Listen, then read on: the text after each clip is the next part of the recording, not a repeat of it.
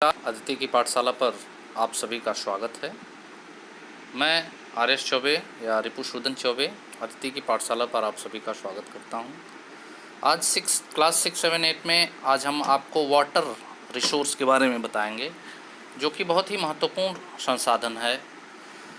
Water क्या है? Water अगर रिसोर्स की बात करें तो वह एक नेचुरल रिसोर्स है और on the basis of use, अगर उपयोग के आधार पर इसे कहें तो यह एक रीन्यूएबल नेचुरल रिसोर्स है। रीन्यूएबल मतलब होता है जिसे फिर से प्राप्त किया जा सकता है।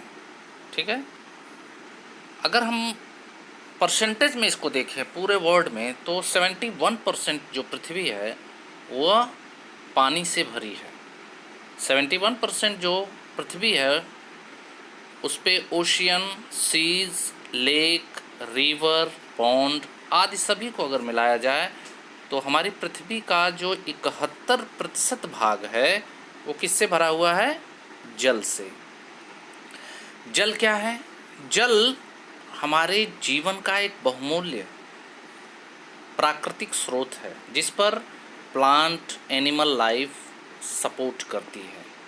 मतलब यह जो प्लांट हैं, जो एनिमल हैं, मतलब जो जानवर हैं, जो पेड़ पौधे हैं, सबका जीवन इसी जल के कारण चलता रहता है। मान लीजिए अगर पृथ्वी पर जल ना हो तो ये पृथ्वी कैसी होगी? ये पृथ्वी एक रेगिस्तान जैसी होगी। This earth is like to be a desert. यह एक रेगिस्तान होगी क्योंकि जितना भी ग्रोथ होता है उसमें वाटर की बहुत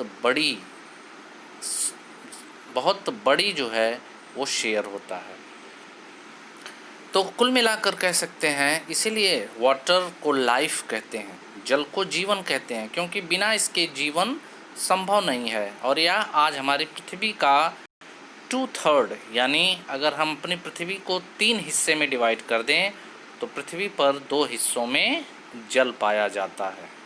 ठीक है, और उसमें भी जो 71% वाटर है उसमें केवल 2.7% यानी लगभग 3% जो जल है वो पीने योग्य है। यानी उस 71% जल में केवल 3% जल पीने योग्य है। उस 3% जल में जो 2% जल है वह बर्फ़ और ग्लेशियर के रूप में है। यानी वह जो 3% वाटर पीने योग्य है उसमें जो 2% है वह बर्फ़ के रूप में जमा हुआ है या तो फिर ग्लेशियर के रूप में जमा हुआ है। बाकी जो 1% जल है वह ground water, river, pond, lake आदि के रूप में हमारे सामने उपस्थित है या हमारे सामने रहता है या जिसका हम प्रयोग करते हैं। कुल मिला के अगर हम कह लें तो 71% जल में हमारे प्रयोग का जो जल है वह केवल 1% है। केवल 1% जो जल है उसका उपयोग हम करते हैं। बाकी जो 70% जल है वह क्या है? हमारे लिए उपयोगी नहीं है। वाटर जो है वह एक रीन्यूएबल रिसोर्स कैसे है? उसका सबसे बेस्ट जो एग्जाम्पल है वो वाटर साइकिल है।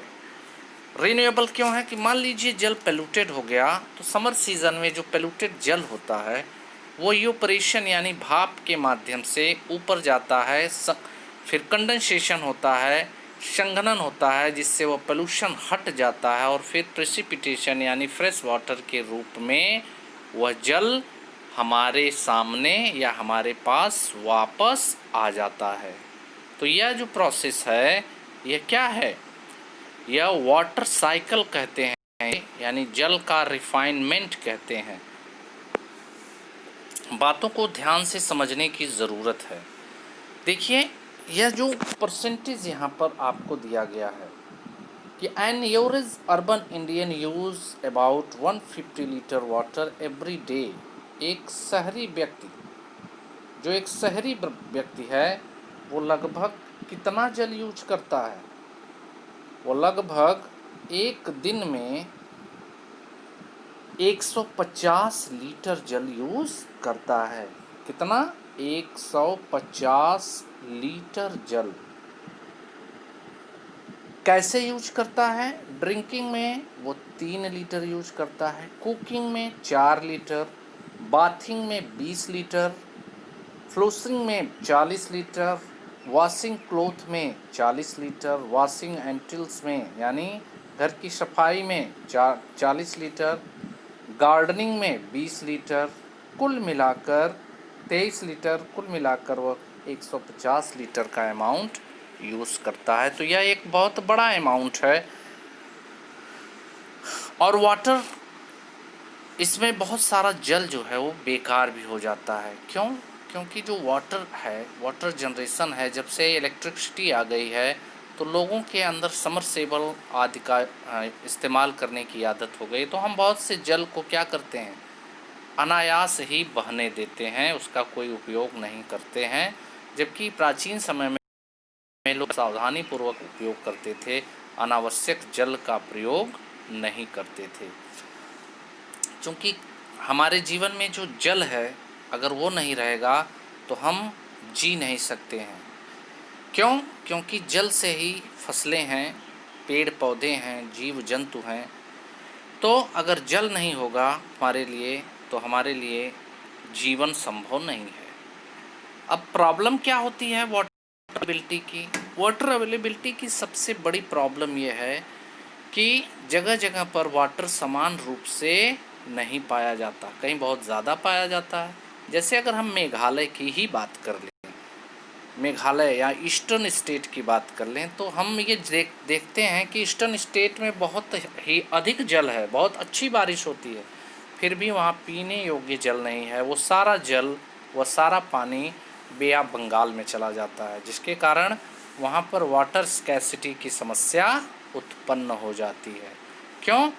क्योंकि अगर वर्ल्ड की बात करें तो ज़्यादातर Africa, West Asia, South Asia और वेस्टर्न यूएसए, अगर हम नॉर्थ मैक्सिको की बात करें तो मैक्सिको का जो नॉर्थ और वेस्ट पार्ट है, साउथ अमेरिका है, ऑस्ट्रेलिया है, इन सभी देशों में वाटर स्कैसिटी की समस्या आज भी बनी हुई है। क्योंकि यह ऐसे एरिया हैं जहाँ पर ड्रट जोन है, जहाँ शुष्क मौसम होता है और वाटर सप्लाई यहाँ पर प्रभावित होती है, जिसके कारण यहाँ पर एग्रीकल्चरल एक्टिविटी भी प्रभावित होती है। ये लोग वाटर की अवेलेबिलिटी यानी जो प्रेसिपिटेशन है उस वाटर का मैक्सिमम यूटिलाइजेशन करते हैं। अब कंजर्वेशन ऑफ वाटर यानी हम उसको सुरक्षित कैसे रख सकते हैं? तो सुरक्षित रखने का सबसे अच्छा जो तरीका है कि हम पहले वाटर का बहुत ही सावधानीपूर्वक उपयोग करें। जो पोल्यूटेड चीज़ें हैं यानी जो पोल्यूशन वाटर है उसको एक जगह सीवेज बनाकर उसे डिस्चार्ज करें, ताकि वह वाटर छन छन कर धीरे धीरे ज़मीन के अंदर जाए। एग्रीकल्चर एरियाज़ में या जो कृषिगत एरियाज़ हैं वहाँ पर केमिकल फर्टिलाइज़र का यूज़ कम करें। जो वाटर बॉडीज़ हैं उसमें सीवेज और जो डंप हैं, जो गार्बेज है वो न डालें, और पेस्टिसाइड वगैरह का यूज़, सोप का यूज़, नॉन बायोलॉजिकल थिंग का यूज़ हम कम करें, जिससे पोल्यूशन कम हो। अधिक से अधिक हम फॉरेस्ट लगाएं, वेजिटेशन को लगाएं, ऐसे मेथड को अपनाएं जिससे वाटर कंजर्वेशन हो। डैम बनाएं रिवर और कैनल्स पर, ज़्यादा से ज़्यादा हम इनसे इरिगेशन करें।